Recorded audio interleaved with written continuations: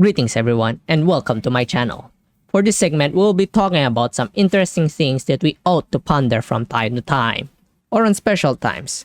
For today, we'll be discussing about why we should add cryptocurrency into our arsenal of trades and investment.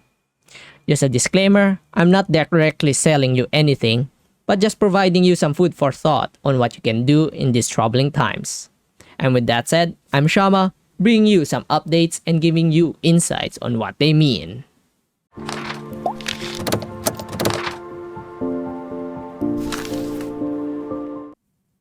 So, what is crypto?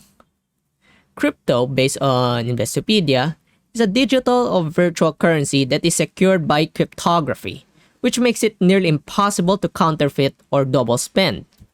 In addition, it is a new form of digital asset based on a network that is distributed across a large number of computers. This decentralized structure allows them to exist outside the control of governments and central authorities. In layman's terms, cryptocurrency is a digital asset that is scarce. If you want to know more about it, I have a link in the description below produced by BBC where they talk about how cryptocurrency and blockchain works. But why crypto? Well, let's review back some of the fundamentals of this industry. Through blockchain, we can easily identify if a certain digital asset is owned by somebody. By default, this can be accessed publicly. In other words, we can easily and conveniently see if a certain asset, like Rolex, is authentic and legitimate by tagging its ID in the blockchain. Unlike papers that can be lost, blockchain is everywhere and permanent, like the internet. For traders, the advantage of going crypto is that it's a 24/7 market. Yes, 24/7 market. No holidays, no market timeout. The crypto exchange market runs all the time because there's no need for a broker to monitor the transaction. Everything happens in the blockchain. This means that traders have more opportunities to engage in the market. Another good thing about cryptocurrency is that it is easy and convenient to access. There's no need to go to an office and register to open a trading or savings account. Everything can be done in your mobile device or on your computer, basically where there is internet. Download a reputable wallet developer, create your profile, and then you're done. You finally have access to the blockchain via your wallet. You can use it to trade by peer-to-peer or in exchanges. How about storage and security? Throughout the years, developers are improving their services to be more hack-proof, while still providing the ease and convenience of the user. Nevertheless, there is still some security breaches here and there, but these hackers have to go through more complex security measures. In time, we will be in an environment where security breaches are unusual cases. We're still in the early stages. Another point to consider is that it is fundamentally different from your traditional market.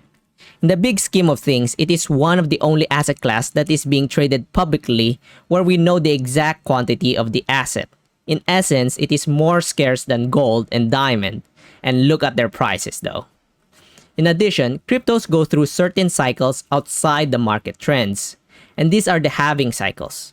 We can talk more about how cryptos are fundamentally different from a traditional asset class, but there are already good resources out there that can explain it more.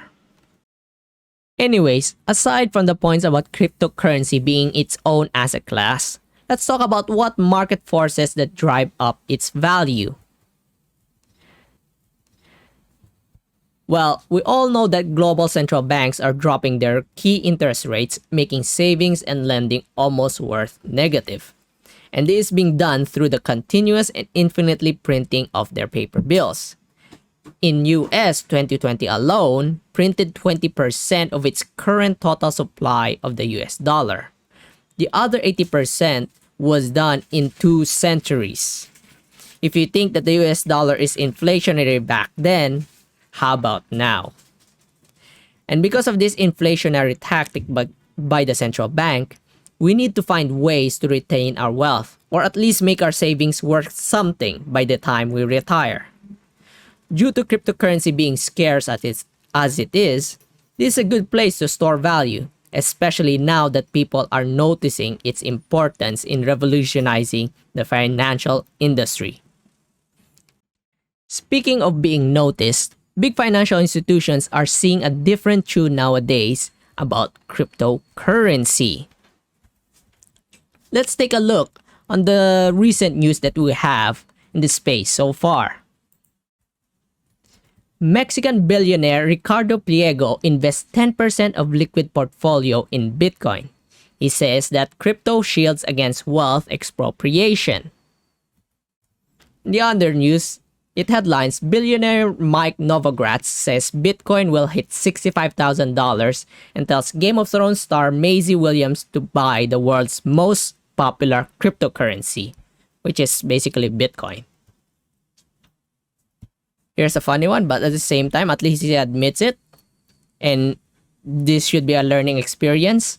SoftBank CEO Masayoshi Son, he said he invested about $200 million in this crypto space, but lost it all to close to $130 million. Son still believes that the digital currency will still be useful.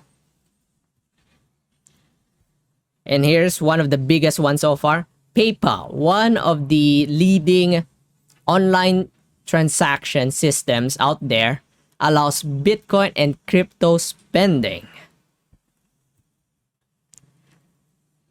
Now let's go to the bank. What's their perspective since they are one of the biggest haters back in 2016 and 2017? As of now, Citibank analyst says Bitcoin could pass 300,000 by December 2021. Deutsche Bank says investors increasingly prefer Bitcoin over gold as inflation hedge. Well, we're not looking to replace gold. At least in my perspective, I want cryptocurrency to be another form of asset class in line with the ones that we currently have. But since they're saying that it can replace gold, then so be it. That's better news. On another headline, BlackRock's chief investment officer says Bitcoin could replace gold to a large extent. Well, this is massive and quite optimistic. And my favorite one of all when it comes to bank bashing on cryptocurrency, JP Morgan turns bullish on Bitcoin, citing potential long-term upside. This is one of the banks that said that Bitcoin and other cryptocurrency a scam, and nowadays they're seeing a different song. Funny how things goes in just 3 years.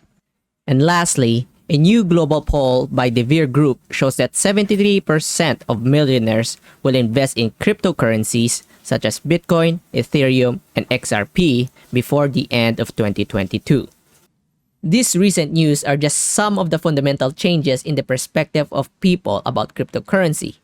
No more are the stories or the narrative about tulip mania or bubble simply because people are finally understanding the value behind cryptocurrency and its technology. And at the current stage, it is largely undervalued. And with that said, let's look at the current market trend in the crypto space. For now, let us focus on Bitcoin and Ethereum. But you can look it up on your own time as to what's the current overall market trend in the cryptocurrency. But I can tell you right now that from these two alone, the market is on a very bullish sentiment.